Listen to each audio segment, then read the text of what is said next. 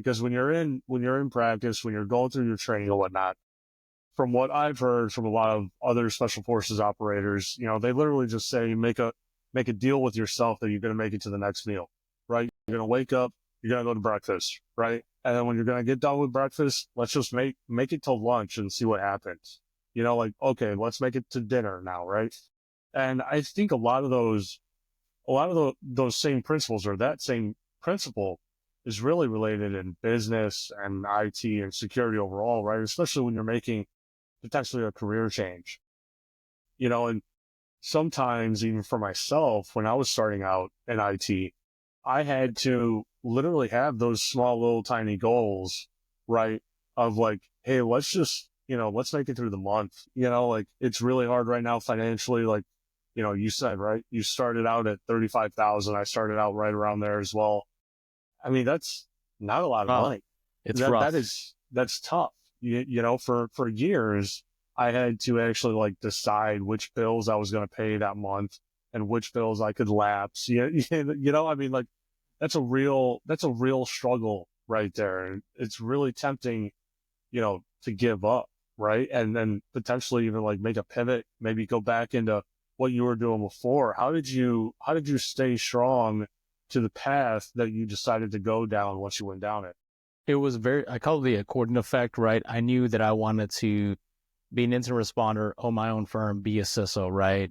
I knew that was the end goal. And I had to go backwards a lot. Like, you brought up a very good point. Like, you had to choose which bills you were going to pay, right? My number one bill was always child support. Like, it was $1,700 a month.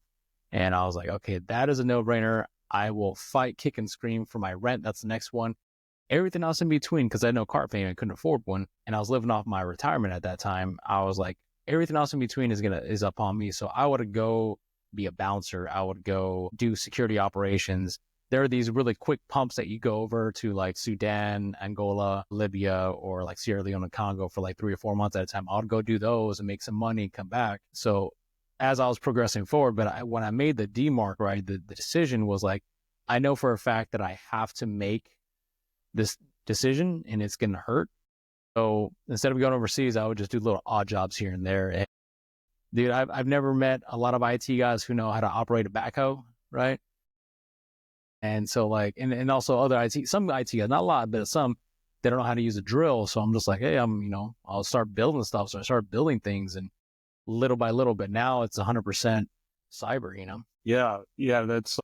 That's a mentality that I think a lot of people, are lacking and potentially even like looking for in some way, right? Like I remember, again, right, when I was making that little amount of money, I was doing everything I possibly could on the side, not just to make ends meet, but I was trying to make that time be as valuable as I possibly could towards reaching my goals of getting into cybersecurity.